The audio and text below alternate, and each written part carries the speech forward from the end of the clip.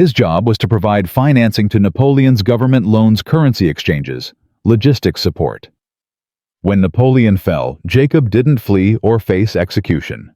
He simply shifted his services to the new regime. Within years, he was one of the most powerful bankers in France, funding the very government that had replaced his previous client. Same war, same years. One man died for loyalty. One man prospered through flexibility. The Rothschild strategy was elegant in its amorality. They funded both sides of the Napoleonic Wars simultaneously. Jacob in Paris supported Bonaparte. Nathan in London supported Wellington. If France won, Jacob's branch would prosper. If Britain won, Nathan's branch would dominate. The family as a whole couldn't lose. One-liner that captures their philosophy.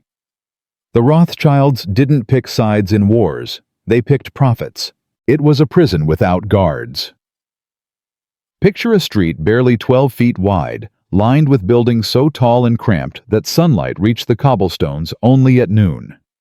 Within this single lane lived over 3,000 Jewish residents, packed into houses stacked 4 and 5 stories high. The gates locked at nightfall. No Jew could leave on Sundays or Christian holidays.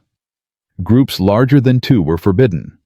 Public gardens, coffee shops, universities, all closed to anyone who lived behind those walls. This was the world Mayer Amschel Rothschild was born into in 1744. His family expected him to become a rabbi. That was the path for bright Jewish boys. Religious scholarship, community leadership, a life contained within the ghetto's boundaries. Mayer was studying for this future when both his parents died within the same year.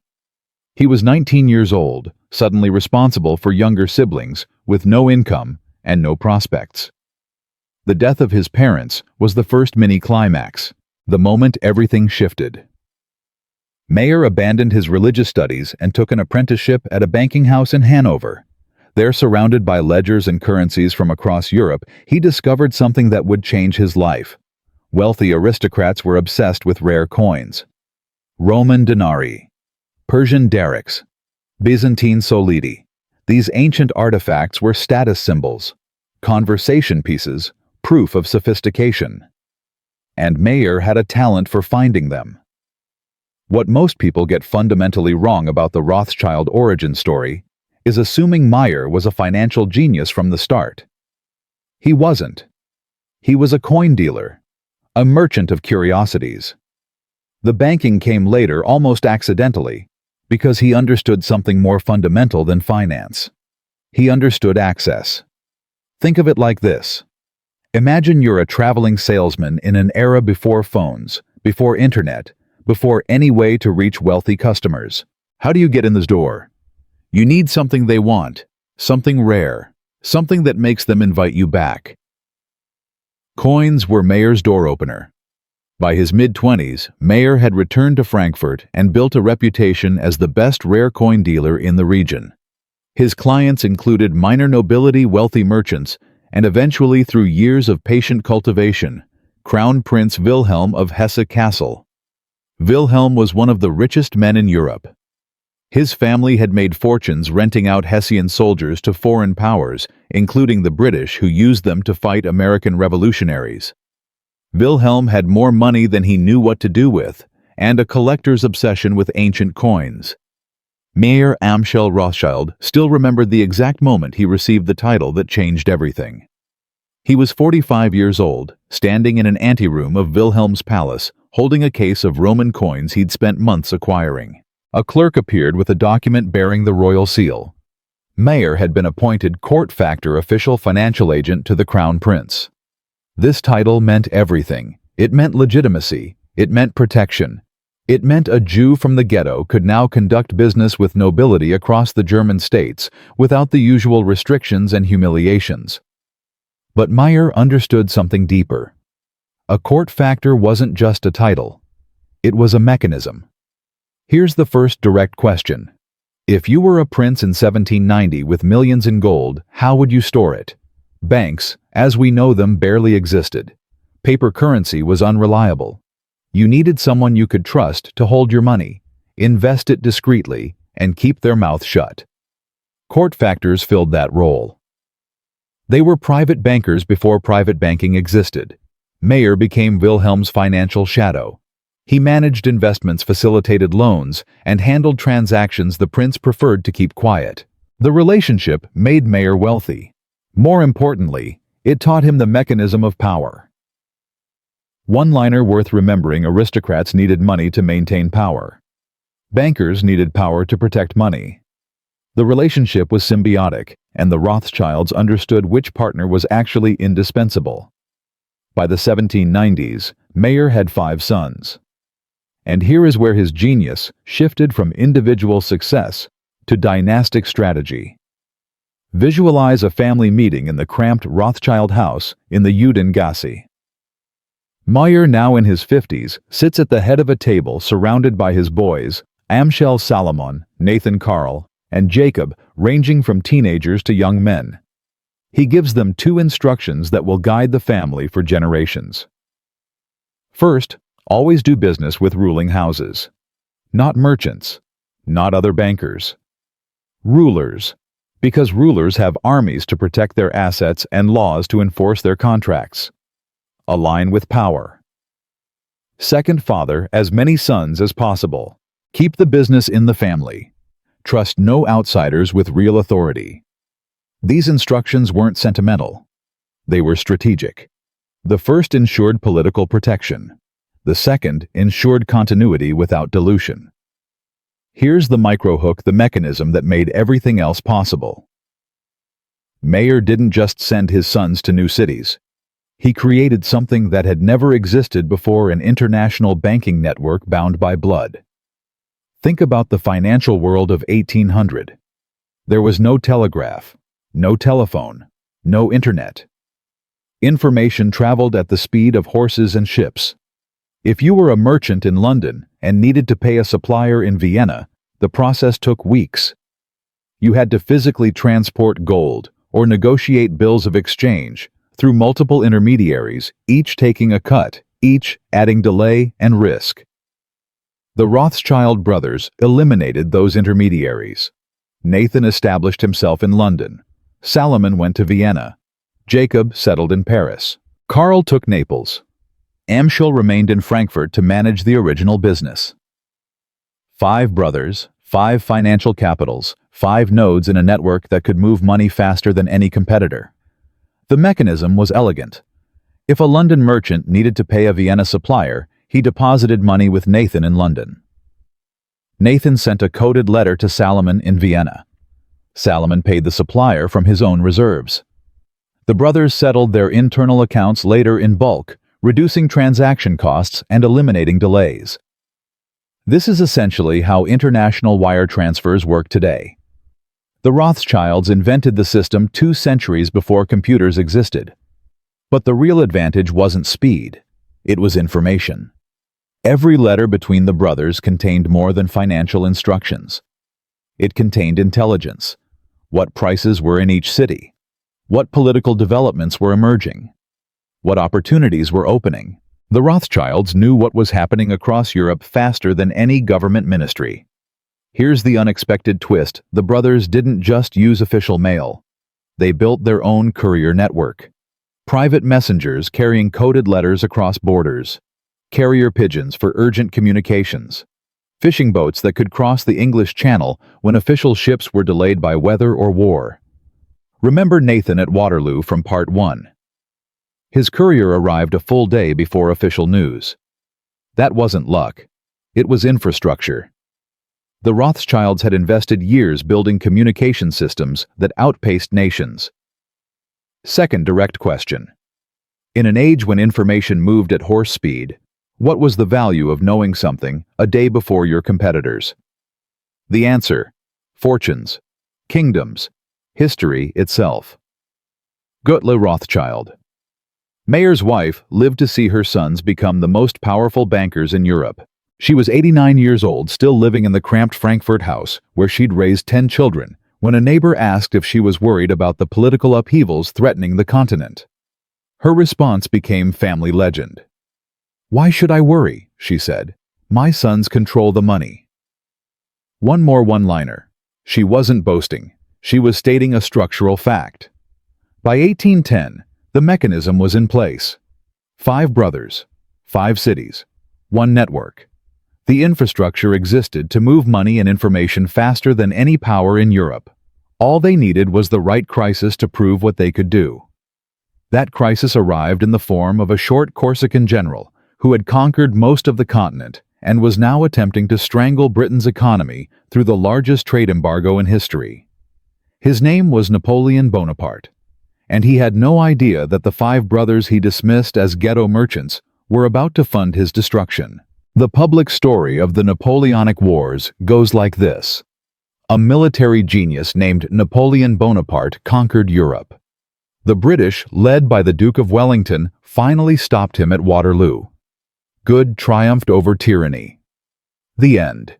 That story is true. It's also missing the most important part.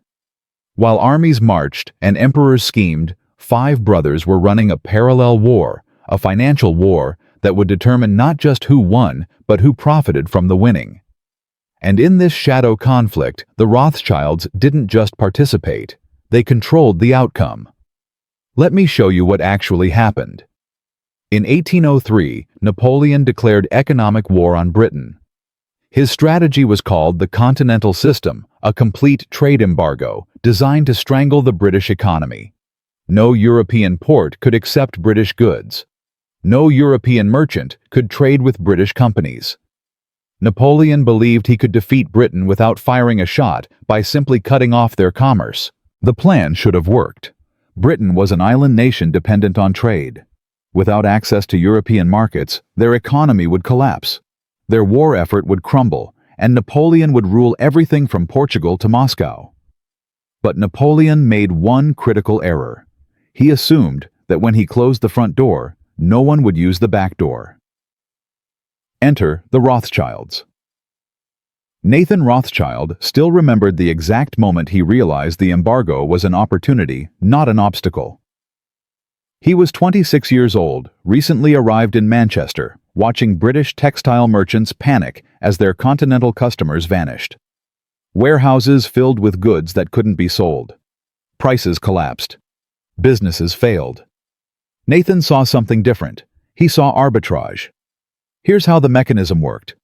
British goods were banned in Europe, which meant they were cheap in Britain, and expensive if you could get them on the continent. The price difference was enormous. All you needed was a way to move goods past Napoleon's blockade. Nathan had brothers in Paris, Frankfurt, Vienna, and Naples. He had a courier network that moved information faster than any government. He had relationships with smugglers, ship captains, and corrupt customs officials across the continent. Within months, Nathan had become the largest smuggler of British goods into Napoleonic Europe. Visualize the operation cotton textiles, leaving Manchester transported to small English ports, loaded onto fishing boats that crossed to neutral channels, then moved overland through a network of warehouses, safe houses, and bribed officials until they reached markets in Paris, Vienna, and beyond. At each step, the price increased. At the final sale, Nathan's profit margins exceeded 500%. One liner worth remembering. Napoleon tried to build a wall. The Rothschilds built a tunnel system. But smuggling was just the beginning. What most people get fundamentally wrong about the Rothschilds during the Napoleonic Wars is thinking they picked a side. They didn't. They picked both sides simultaneously, deliberately, and profitably. Jacob Rothschild was stationed in Paris throughout the war. His official job was to serve Napoleon's government, providing loans, managing currency exchanges, facilitating payments for military supplies. He was one of Napoleon's bankers. Meanwhile, Nathan in London was financing the British war effort. He arranged massive loans to the British government. He facilitated payments to Wellington's armies in Spain. He moved gold bullion across the Channel to pay British soldiers fighting against the very regime his brother was serving. First, direct question. How do you fund both sides of a war without being discovered and executed by both? The answer is discretion, family loyalty, and the universal truth that governments at war need bankers. More than bankers need governments. Here's the first micro hook. The same gold that Jacob helped Napoleon collect in taxes would sometimes end up weeks later in Wellington's military chest, moved through the Rothschild network with a profit taken at each step. The brothers didn't see this as treason. They saw it as business.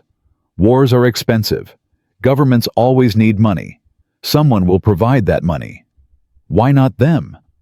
But as the war dragged on, the Rothschilds made a calculation that would shape history.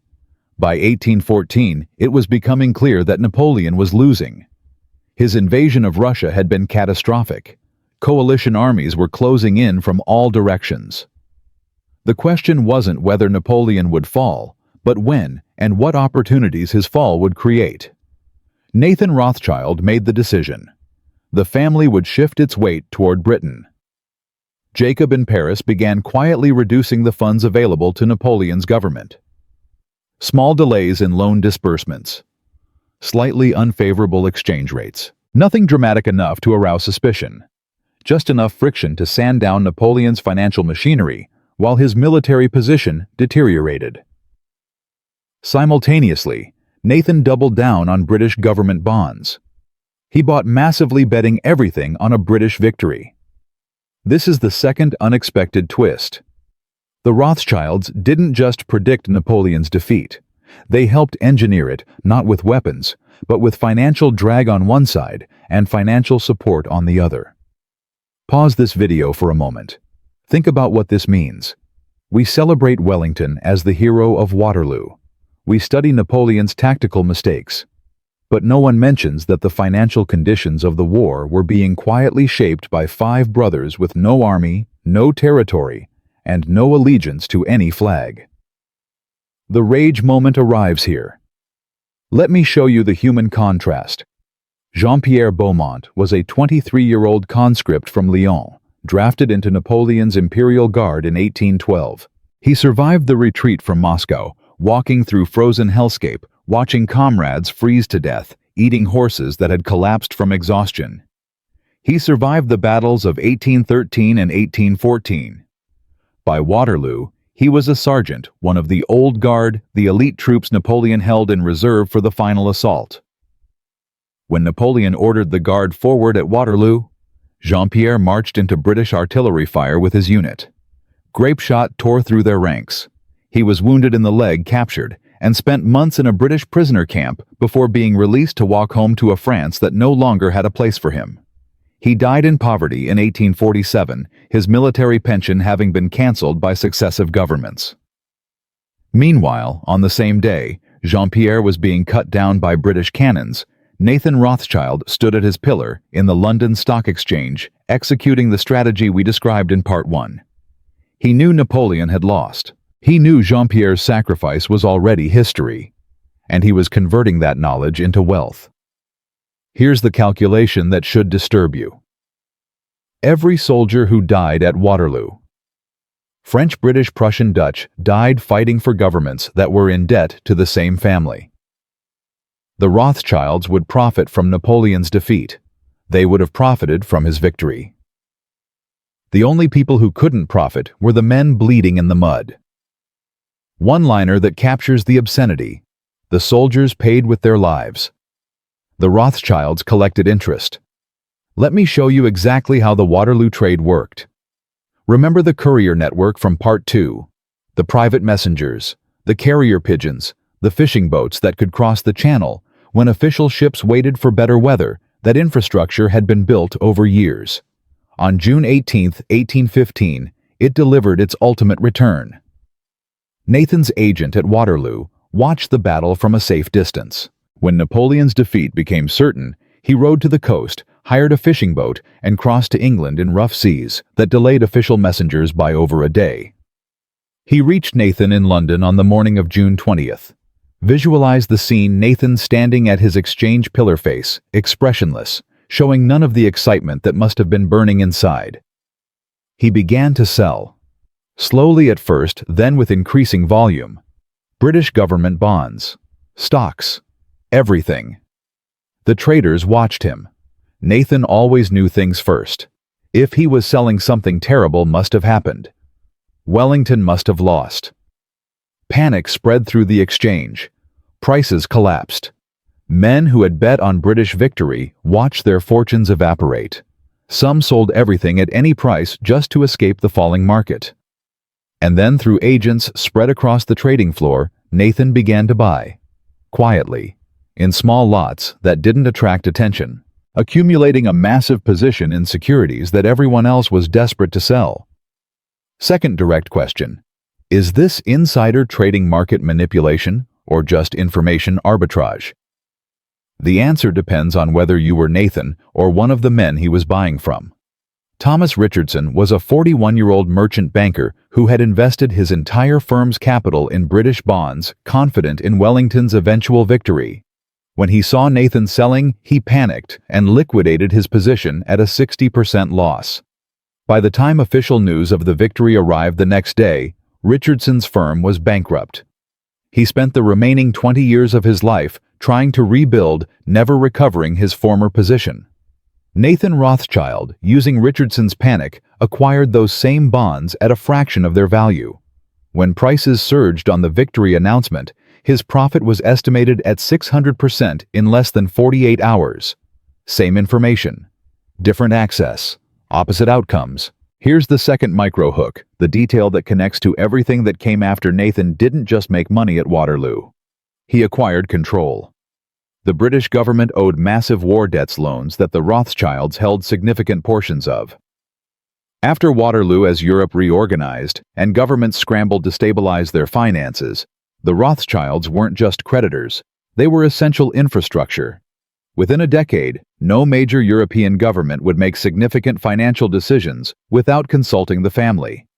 Not because the Rothschilds had armies, because they had something more powerful: they held the debt. One more one-liner to carry forward. Napoleon learned that empires require armies. The Rothschilds proved that armies require bankers. The third unexpected twist comes now. The family's greatest victory at Waterloo planted the seeds of something they never anticipated. By becoming indispensable to governments, the Rothschilds became visible. By becoming visible, they became targets. The same techniques that had worked in the shadow of war would now operate in the spotlight of peace. And with visibility came something the brothers had never faced in the ghetto. The full weight of centuries-old hatred now focused on a family that seemed to prove every dark suspicion that had ever been whispered about Jewish money. The mythology that would haunt their descendants and fuel conspiracy theories for 2 centuries began forming in the aftermath of their greatest triumph. But that's a story about consequences, about empires built and enemies made, about a legacy that stretched far beyond anything 5 brothers from a Frankfurt ghetto could have imagined. The machine they built at Waterloo would go on to fund the Suez Canal, the diamond mines of Africa, the oil empires of America, and some historians argue the creation of a nation that didn't exist when Napoleon fell. Empires built on gold don't crumble like those built on conquest. They transform. They adapt. They outlive the nations they once served. After Waterloo, the Rothschilds didn't rest. They expanded. And the century that followed would prove that their victory over Napoleon was just the opening move in a much longer game. Let me show you what happened to the world they shaped. By 1825, barely a decade after Waterloo, the 5 Rothschild brothers controlled an estimated $6 million, roughly $900 million in today's currency. But wealth alone doesn't capture their position. They had become the financial infrastructure of Europe. Governments didn't just borrow from them. Governments needed them to function. Visualize a map of Europe in 1830. Every major capital, London, Paris, Vienna, Naples, Frankfurt, has a Rothschild branch. Every government owes them money. Every significant financial decision passes through their network before it happens. This wasn't control through force. It was control through dependency. What most people get fundamentally wrong about the Rothschild legacy is measuring it in money. Their true impact wasn't wealth accumulation. It was the template they created, the proof that transcending borders, funding multiple sides, and controlling information could make a private family more powerful than public governments. Every modern investment bank operates on principles the Rothschilds pioneered. Every hedge fund that profits from crisis, every financial institution that spans continents, every family office that serves the ultra-wealthy, they're all descendants of the Frankfurt Ghetto's most successful export. Let me show you the trajectories that emerged from this template.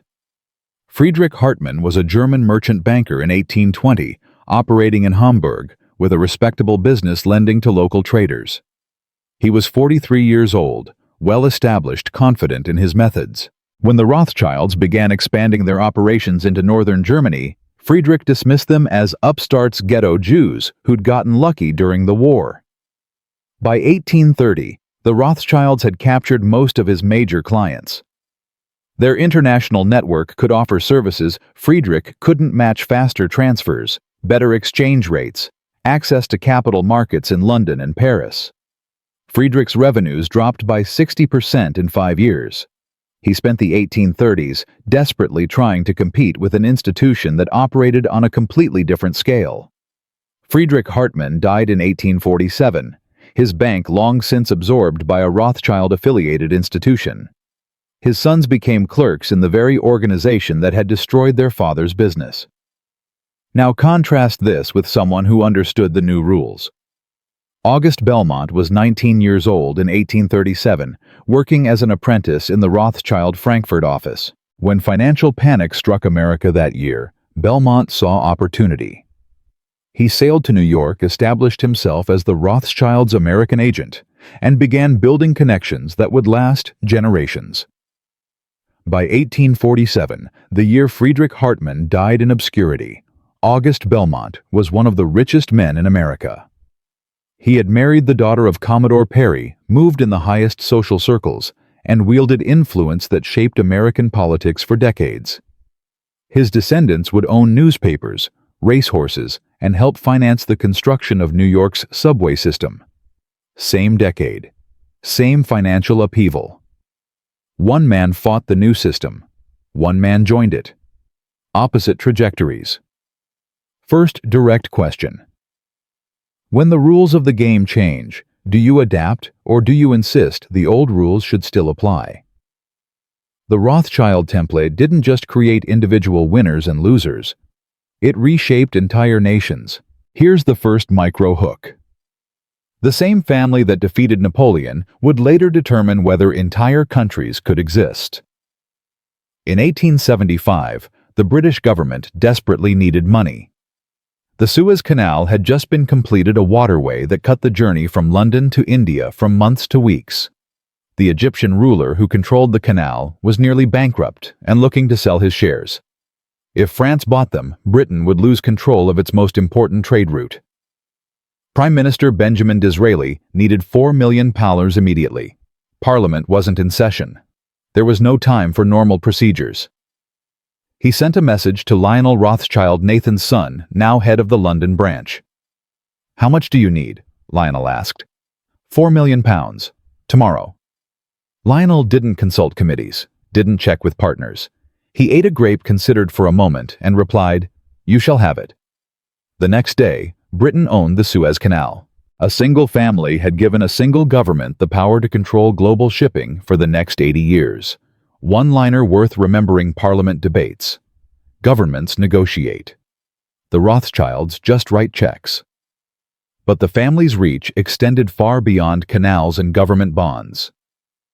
Cecil Rhodes was a sickly young Englishman who arrived in South Africa in 1870, hoping the climate would improve his health. He was 17 years old, had no money and no prospects. Within 2 decades, he controlled 90% of the world's diamond production. How did a penniless teenager build a monopoly? Rothschild financing. The family recognized the diamond opportunity early and provided Rhodes with the capital to consolidate the scattered South African mines into a single company, De Beers. The Rothschilds became major shareholders. Rhodes became fabulously wealthy, and the African continent became a resource extraction zone that would fund European expansion for generations. Second direct question. When you hear about the scramble for Africa, do you picture soldiers with rifles or bankers with checkbooks? The bankers came first. The rifles followed. The same pattern repeated with oil. John D. Rockefeller was building Standard Oil in America during the 1870s and 1880s. He needed capital to buy out competitors, build refineries, and establish the monopoly that would make him the richest American in history. Where did that capital come from? The Rothschilds held a governing interest in the National City Bank of Cleveland. Through this position, they provided crucial financing as Rockefeller consolidated the oil industry. They didn't control Standard Oil directly. Rockefeller was too ambitious for that, but they profited from its rise and influenced its expansion. Visualize a web spreading from Frankfurt across the Atlantic, diamonds in Africa, oil in America, canals in Egypt, railways across Europe. The Rothschild template had become a global system. But here's the first unexpected twist. The very success that made them powerful also made them vulnerable. The Rothschild family had spent decades cultivating relationships with monarchies and aristocracies. They understood courts, kings, and the old European order. What they didn't anticipate was that order collapsing. The Naples branch was the first to fall. In 1860, Italian nationalists under Giuseppe Garibaldi swept through southern Italy. The Rothschilds had been closely tied to the Bourbon monarchy. When the monarchy fell, the family's position became untenable. By 1863, the Naples branch closed permanently, the first crack in the empire. Adolf Karl von Rothschild was 62 years old when he watched his family's Italian operations dissolve. 3 generations of work relationships and accumulated influence gone in 3 years of political upheaval. He died in 1900, having spent his final decades watching the world his family had built begin to fragment. Meanwhile, a different kind of force was rising. The Frankfurt branch. The original Rothschild Bank, founded by Meyer himself, closed in 1901. Not through political upheaval, not through competition, through the failure to produce male heirs. Here's the callback to part 2. Remember Meyer's instruction to his son's father, as many sons as possible. Keep the business in family hands. The Frankfurt branch followed this rule for 3 generations. Then the male line ended, and with it, the original heart of the Rothschild network. The pattern accelerated in the 20th century. This is the second micro-hook. The family that had outsmarted Napoleon would face an enemy even more destructive. In 1938, Nazi Germany annexed Austria. The Vienna Rothschilds, one of the most powerful branches, faced the full horror of state-sponsored persecution. Louis Nathaniel von Rothschild, head of the Austrian branch, was arrested and held for over a year. His release required a ransom estimated at $21 million, the largest individual payment to the Nazi regime. Everything else was seized. Homes, businesses, art collections accumulated over a century. The Vienna branch that had financed emperors became plunder for fascists. The Rothschilds who escaped did so with their lives and little else. Those who remained in occupied territories faced the same fate as millions of other European Jews. One more one-liner. The family that had funded both sides of the Napoleonic Wars discovered there are some conflicts where neutrality isn't possible. The Paris branch survived the war, but not French politics. In 1982, the socialist government of François Mitterrand nationalized the Rothschild Bank. 2 centuries after the family had helped fund France's recovery from Napoleon's defeat, a French government seized their assets. The irony was not lost on observers. Napoleon's ghost finally claimed revenge. Here's the second unexpected twist. Despite losing 4 of 5 original branches, the Rothschild survived, the London branch. Nathan's legacy remained. And in 2008, the scattered family holdings were reorganized under a single company for the first time since Meyer sent his sons to different cities 2 centuries earlier. Today, the consolidated Rothschild holdings include financial services, real estate, mining, energy, and over 24 wineries worldwide. The London bank that Nathan founded still operates, reporting $3.2 billion in revenue and $109 billion in assets under management in 2022. Combined family wealth is estimated at $1.2 trillion. Visualize a timeline stretching from 1744 Meyer's birth in the ghetto to today. Wars, revolutions, world wars, genocide, nationalization. Through all of it, the family adapted, contracted when necessary, expanded when possible, and survived. The question isn't whether the Rothschilds were good or evil. That framing misses the point entirely.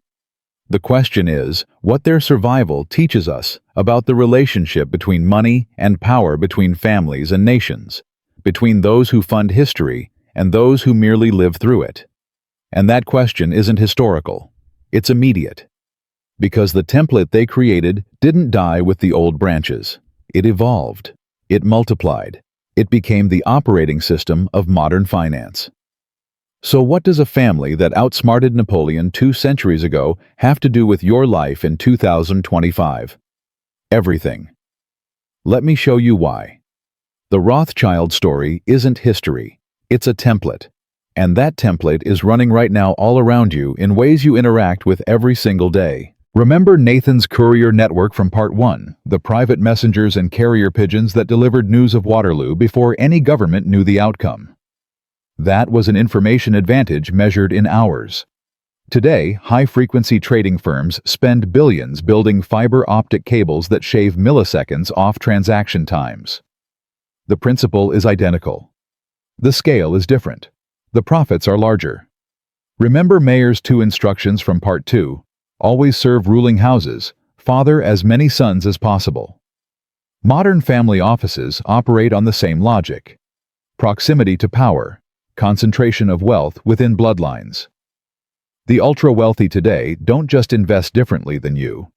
They exist in a different system, one designed like the Rothschild network to transcend the boundaries that constrain everyone else.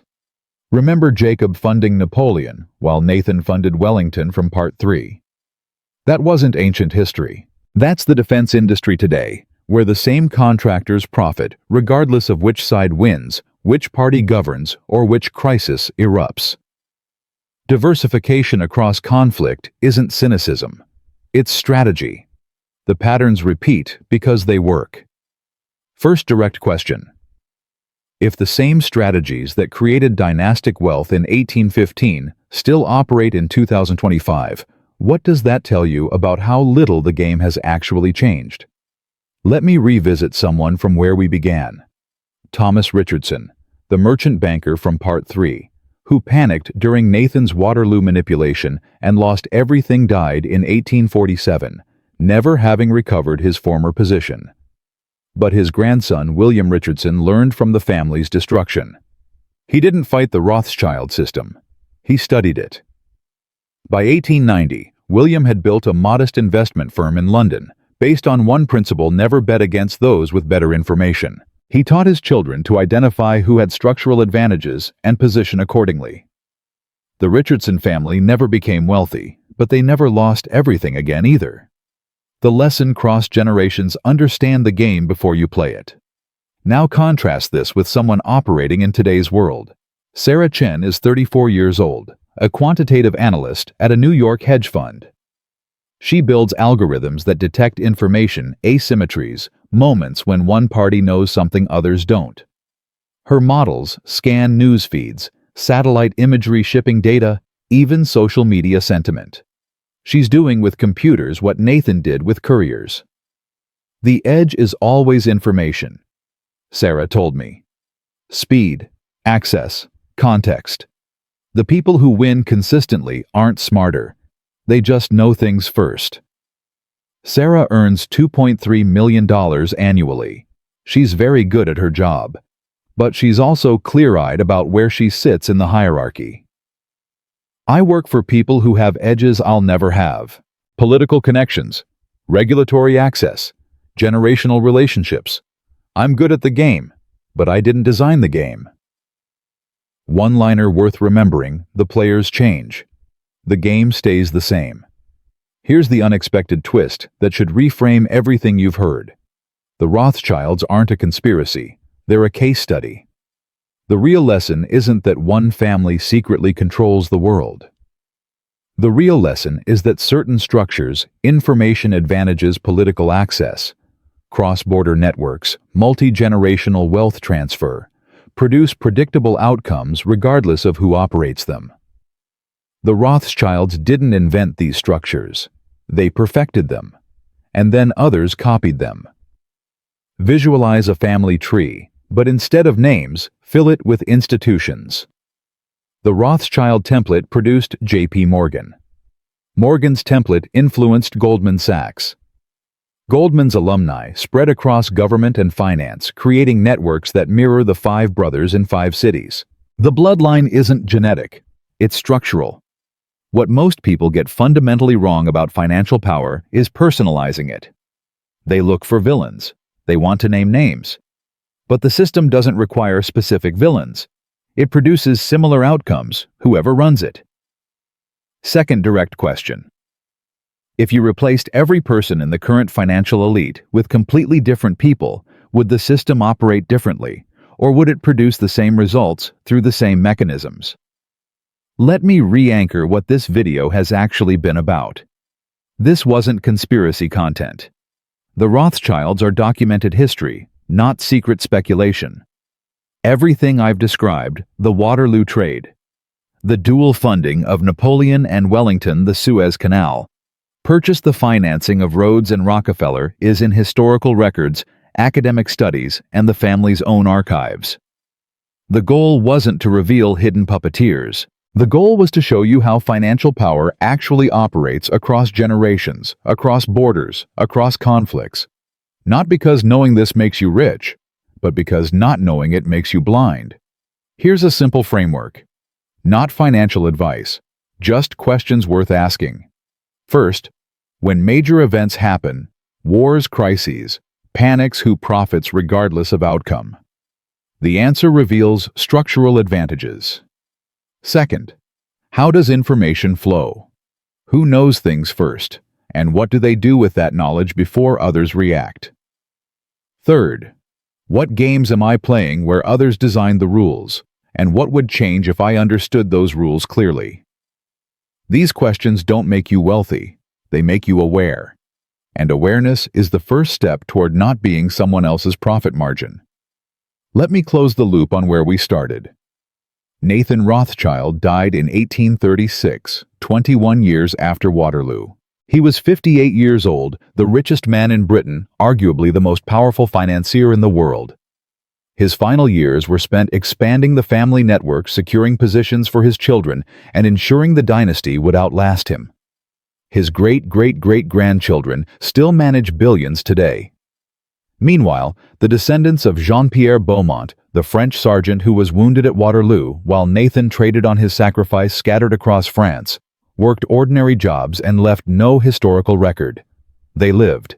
They died. They were forgotten. The contrast isn't about virtue. Jean-Pierre was brave. Nathan was clever. Both operated within systems they didn't create. But one understood how power actually works, and one was its instrument. One more one-liner. History remembers those who shape it. It forgets those who are shaped by it. Here's the final, unexpected twist. The Rothschilds today are wealthy, but not dominant. Their combined $1.2 trillion fortune, while staggering, represents a smaller share of global wealth than the family controlled in 1850. New dynasties have risen. New networks have formed. The specific family matters less than the template they proved works. But here's what hasn't changed. The game still rewards information, advantages, political proximity, multi-generational planning, and the ability to profit from both sides of any conflict. The players rotate. The principles endure. Visualize the final image: a narrow street in Frankfurt's Judengasse, where Meyer Amschel Rothschild was born in 1744. The ghetto is gone now, destroyed in World War II bombing. A plaque marks where the family house once stood. Tourists walk past without stopping. They don't realize they're standing at the birthplace of modern finance. From that cramped street emerged a network that funded the defeat of Napoleon. The construction of the Suez Canal, the diamond mines of Africa, the oil fields of America, and the creation of financial systems that govern your life today. The signature line that captures everything: They didn't conquer nations. They made nations dependent on them. That was smarter. Mayor Rothschild told his sons to serve ruling houses and multiply heirs. 2 centuries later, the strategy still works, not because the Rothschilds still control everything, but because the principles they proved are now embedded in how global finance operates. You are living in a world their template built. Understanding that doesn't make you powerful, but it makes you something almost as valuable. It makes you aware. And in a system designed to profit from those who don't understand it, awareness is the one advantage they can't take from you. The Rothschilds outsmarted Napoleon with information patience and the willingness to fund both sides of history. The question isn't whether that was moral. The question is whether you'll spend your life on one side of that equation or learn to see the whole board.